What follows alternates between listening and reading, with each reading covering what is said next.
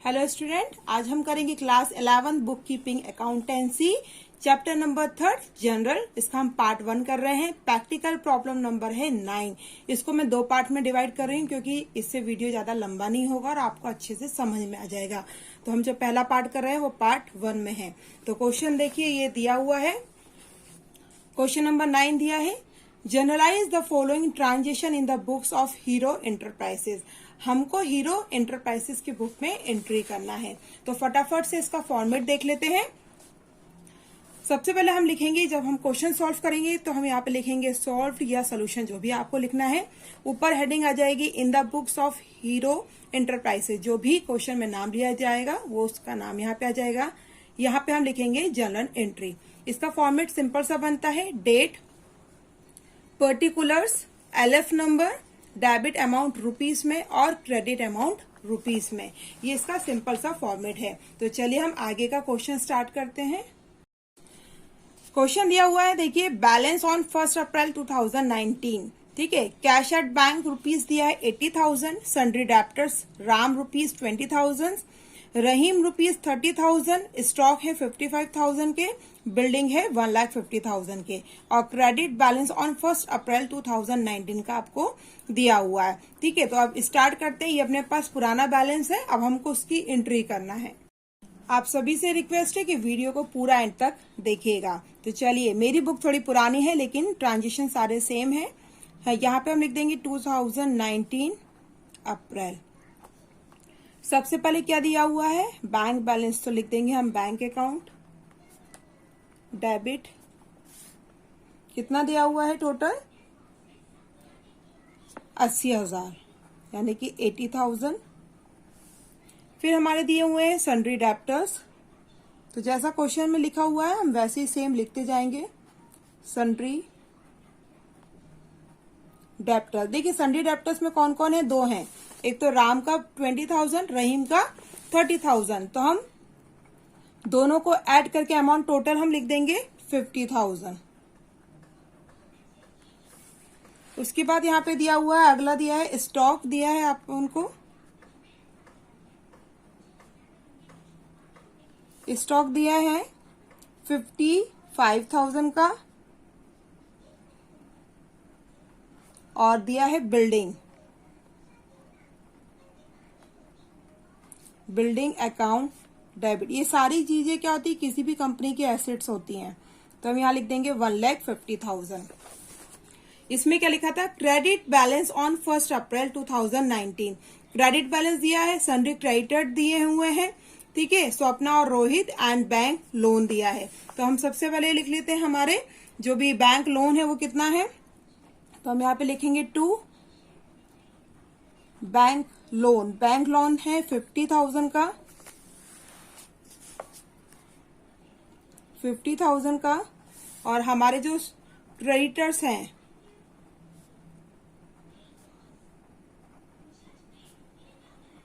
कितने दिए हुए हैं, दोनों को मिला के हमारा आ जाएगा 50,000।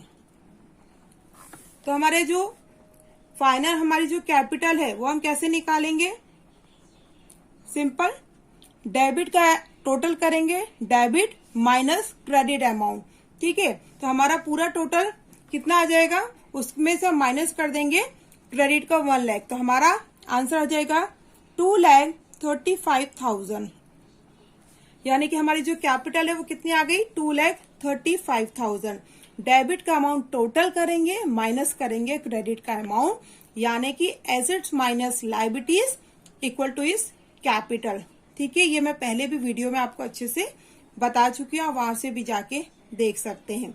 तो चलिए, अब हमारी फर्स्ट एंट्री कंप्लीट हो गई है। अब मेन है हमारा नरेशन लिखना। तो नरेशन क्या हो जाएगा, बीइंग बैंक जितने भी है हमारा, चाहे तो आप इतना भी लिख सकते हैं कि बीइंग बिजनेस स्टार्ट छोटी सी, या फिर आप जितने भी ट्रांजेक्शन जो ऊपर लिखा है बैंक, सन्ड्री डेब्टर, उनको भी आप लिख सकते हो। तो हम सिंपल लिख रहे हैं बीइंग बिजनेस स्टार्टेड।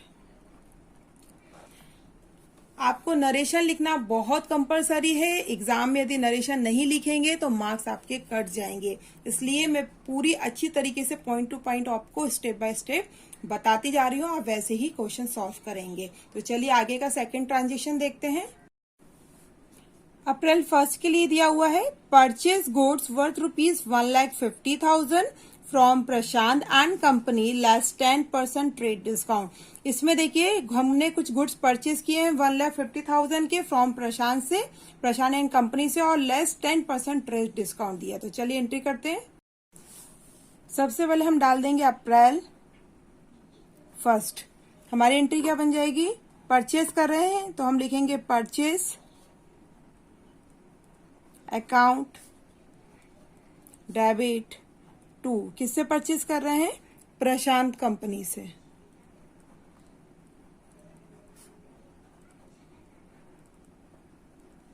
नरेशन हम साथ में लिख देते हैं, बीइंग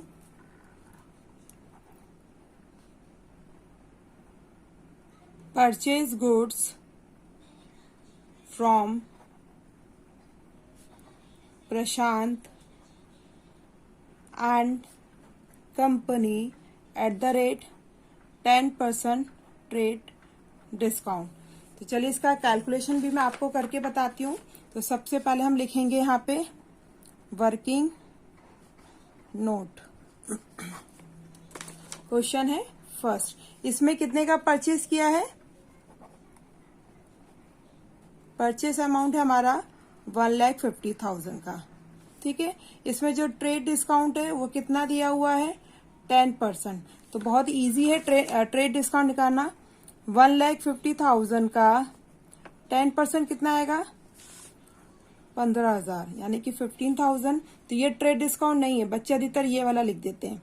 हमको क्या करना है, 1,50,000 माइनस 15,000। तो जो भी आपका आंसर आएगा, आंसर क्या आएगा, 1,35,000। ये क्या हो जाएगा आपका ट्रेड डिस्काउंट। तो हमारा अमाउंट क्या आ जाएगा, 1,35,000। यहाँ पे हम क्या लिखेंगे, 1,35,000। डेबिट और क्रेडिट दोनों साइड में ये आ जाएगा, ठीक है।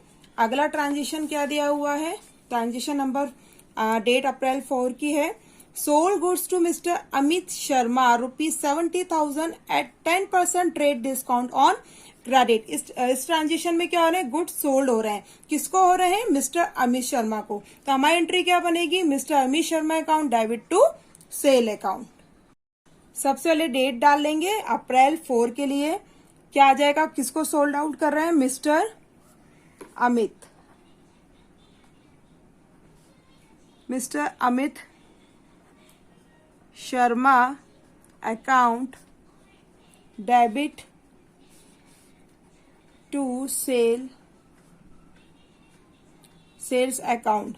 नरेशन लिख लेते हैं, फिर कैलकुलेशन करना बताती हूँ। बीइंग गुड्स सोल्ड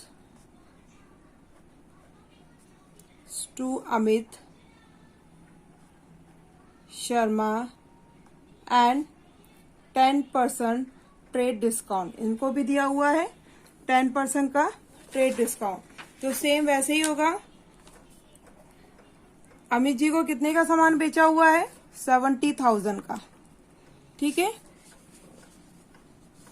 यहाँ पे ट्रेड डिस्काउंट कितना बोला है, 10% सेम। तो हमारा कितना आ जाएगा, 70,000 का 10% होगा आपका 7,000, ठीक है। तो 70,000 माइनस 7,000 कितना आ जाएगा, 63,000। तो ये 63,000 क्या है आपका ट्रेड डिस्काउंट का अमाउंट। तो यहाँ पे क्या आ जाएगा हमारा, बोथ साइड की एंट्री हो जाएगी, किस अमाउंट से होगी, 63,000, ठीक है। यहाँ तक आपको अच्छे से क्लियर हो गया होगा, ठीक है। तो आगे करते हैं। सबसे पहले हम लिखेंगे अप्रैल 9 के लिए डेट है। तो इस ट्रांजेक्शन में हम क्या कर रहे हैं, गुड्स परचेज कर रहे हैं। तो हम लिखेंगे परचेज अकाउंट डेबिट। देखिए परचेज कर रहे हैं और साथ में जीएसटी है, तो जब परचेज करते हैं तब जीएसटी में हम क्या लगाते हैं आगे, input, CGST account debit input SGST account debit to bank account. Narration साथ में लिख लेते हैं। Being goods purchase at the rate 28% GST and paid amount by NEFT। Narration लिखना बहुत कंपलसरी है, और जब भी हम परचेज करते हैं जीएसटी निकालना हो तो हम इनपुट में जीएसटी एंड एसजीएसटी लिखते हैं। ये क्या होता है मैं कैलकुलेशन के समय बताती भी जाऊंगी, और इससे रिलेटेड पूरा वीडियो मैंने पहले दिया है, वहां से भी जाके देख सकते हैं।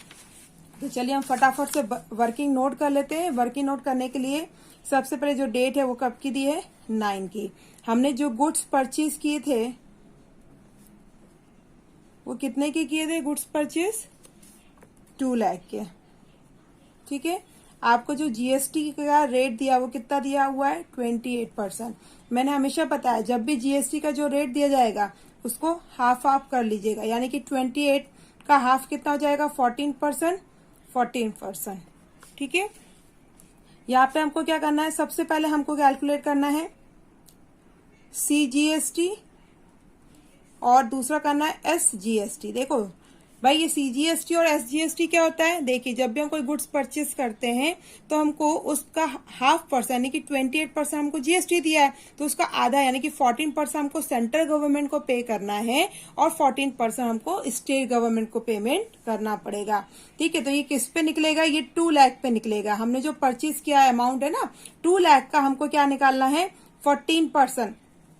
अब 2 लाख का 14% निकालेंगे तो कितना आ जाएगा, 28,000। ऐसे हम स्टेट गवर्नमेंट के लिए भी निकालेंगे तो 2 लाख का 14% सेम अमाउंट कैलकुलेट होगा, 2,28,000। अब क्या करना है, ये वाला अमाउंट और ये दोनों जो हमने निकाले इन तीनों को कर देना है हमको ऐड। तो ऐड करने पे हमारा आंसर क्या आ रहा है, 2,56,000। यानी कि ये हमारा क्या है, फाइनल अमाउंट। क्या करेंगे, ये फाइनल अमाउंट है जो हमें पेमेंट करना है। अब देखिए सीधा सा बता रही हूँ, हमने कितने का गुड्स परचेज किया था, 2 लाख का। 2 लाख का परचेज किया था, उस पे हमने जीएसटी कितनी पेमेंट कर रहे हैं, 28% की। तो जीएसटी कितनी कैलकुलेट करी, 28,000। हमने गुड्स परचेज किए 2 लाख के, जो हमें पेमेंट करना था 2 लाख का, जीएसटी लगने के बाद अब हमको पेमेंट कितना करना है, 2,56,000। यानी कि 56,000 हमको गवर्नमेंट को पे करना पड़ेगा। आ गया अच्छे से क्लियर। अब हम इसका क्या करते हैं, जो हमने अमाउंट निकाला है उसको यहाँ पे हम फिल कर देते हैं, यानी कि लिख देते हैं। तो हमारा परचेज कितने का था, देखिए हमारा परचेज कितने का था, 2 लाख का। उस पे हमारी जीएसटी कितने की आई, 28,000। टोटल अमाउंट कितना पेमेंट कर रहे हैं हम बैंक के थ्रू, 2,56,000। आ गया क्लियर। एग्जाम में जरूर आता है जीएसटी निकालना, मैंने एक एक चीज आपको बताई है, आप अच्छे से एक बार में अच्छे से समझ लीजिए। ठीक है, क्लियर है। अगला करते हैं। तो सबसे हम पहले लिख देंगे अप्रैल 12। ठीक है, तो सेल आउट किसको कर रहे हैं हम, आदित्य को, आदित्य राय अकाउंट डेबिट टू। देखिए इसमें हम क्या कर रहे हैं, सेल कर रहे हैं और जीएसटी निकालना है। जब सेल करेंगे तो हम क्या लिखेंगे, जीएसटी क्या आ गया, आउटपुट। परचेज में क्या लिखा था, इनपुट, जीएसटी, और सेल में लिखना है हमको आउटपुट। तो output CGST account to output SGST account to sales account. Narration साथ में लिख लेते हैं, फिर कैलकुलेशन करेंगे। Being goods sold to Aditya Rai @ 28% GST on credit. जो ट्रांजेक्शन में देंगे वही अपन को लिख लेना है शॉर्ट फॉर्म में। तो चलिए कैलकुलेशन करते हैं। तो सबसे पहले हमें वर्किंग नोट में ये देखिए 12 तारीख के लिए है। यहाँ पे जो सेल है वो कितने का है, 1,15,000। ठीक है, जो सेल आउट हुआ है वो कितने का हुआ है, सॉरी 90,000 का हुआ है। ठीक है, ये हुआ है 90,000 का। इस पे हमको जीएसटी कितनी दी हुई है, जीएसटी की दिया है हमको सेम 28%। ठीक है, तो हम क्या करेंगे, जस्ट हाफ कर देंगे 14% एंड 14% जैसे अभी मैंने पहले किया था। तो सी जीएसटी कितना निकलेगा, 90,000 का 14%। ठीक है, ये कितना आ जाएगा हमारा 12,600 ऐसे निकलेगा। एस जीएसटी यानी कि सेंट्रल गवर्नमेंट को 90,000 का सेम 14% कितना आ जाएगा 12,600, यानी कि 90,000 हमने सेल आउट किए थे, सेल किए थे प्रोडक्ट को, उस पे जीएसटी लग के अब उसकी जो प्राइस है वो कितनी इंक्रीज हो जाएगी हमारी, टोटल हम इसको ऐड करेंगे तो हमारा आंसर आएगा 1,15,200, यानी कि 1,15,200। ये कौन सा है, फाइनल अमाउंट है। अब हम कर देंगे इसकी एंट्री में हमने जो लिखा है उसको हम पुट कर देंगे अमाउंट को। तो आदित्य राय कितना पेमेंट करना है, 1,15,200। ठीक है, और जो हमारा जीएसटी आया है वो कितने का आया है, 12,600 और सेल कितने की हुई थी, 90,000 की। आ गया गुड सोल्ड कितने के थे, 90,000 के, लेकिन उस पर जीएसटी लगे 12,600। तो जो फाइनल अमाउंट है वो आ जाएगा 1,15,200। तो चलिए नेक्स्ट देखते हैं। अगला ट्रांजेक्शन है 15 के लिए, paid for rent ₹5,000 and salary 18,000। देखिए रेंट का 5,000 देना है और सैलरी का 18,000। तो सबसे पहले हम यहाँ पे डेट लिख लेते हैं 15 अप्रैल। सिंपल एंट्री हो जाएगी, कुछ नहीं है आपको यहाँ पे लिखना है, रेंट अकाउंट डेबिट, कितना दिया रेंट 5,000। जो भी आप रेंट है चाहे सैलरी हो किस फॉर्म में पे करते हैं, कैश में करेंगे ना, उधार में तो करेंगे नहीं, क्रेडिट में तो करेंगे नहीं। तो सैलरी अकाउंट डेबिट, सैलरी भी कितनी दी हुई है 18,000, डेबिट में आ जाएगा। टू कैश, किस फॉर्म में पेमेंट करेंगे, कैश में, कितने का करेंगे, टोटल 23,000। आ गया रेंट का 5,000 और सैलरी का 18,000। नरेशन आ जाएगा being salary and rent paid, बहुत इजी है। अगला ट्रांजेक्शन है 17 के लिए, पेड फॉर प्रोप्राइटरीज हाउस रेंट ₹12,000। देखिए यहाँ पे क्या हो रहा है, जो ऑनर है वो अपना house rent, proprietor house rent पे कर रहा है। यदि ऐसी कंडीशन में क्या हो जाता है, ड्राइंग कहलाता है। जब कोई ऑनर अपने कोई पर्सनल यूज के लिए अपने कंपनी या अपने बिजनेस से कुछ पैसा उधार लेता है या देता है, पेमेंट करता है, तो उसको हम ड्राइंग कहते हैं। ठीक है, तो यहाँ पे हम लिख लेंगे, डेट आ जाएगा 17, तो आ जाएगा ड्राइंग अकाउंट्स डेबिट टू, किस फॉर्म में पेमेंट कर रहा है वो, कैश के रूप में करेगा ना, कैश है तो अपना कितना कर रहा है 12,000, वो रेंट पे कर रहा है ना 12,000 का। तो नरेशन क्या आ जाएगा आपका, बीइंग प्रोप्राइटर्स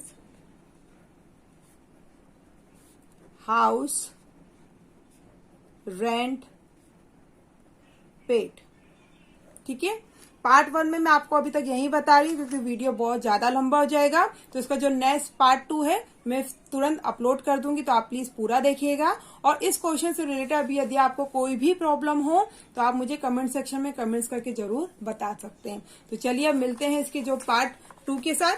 ये आज हमारा पार्ट 1 9 का सॉल्व हो चुका है, आधा कल करेंगे। ठीक है, तो मिलते हैं नए वीडियो के साथ। थैंक यू फ्रेंड, और चैनल को सब्सक्राइब करना जरूर कीजिएगा और मुझे लाइक शेयर और कमेंट जरूर कीजिए, इससे मुझे मोटिवेशन मिलता है। Thank you friends.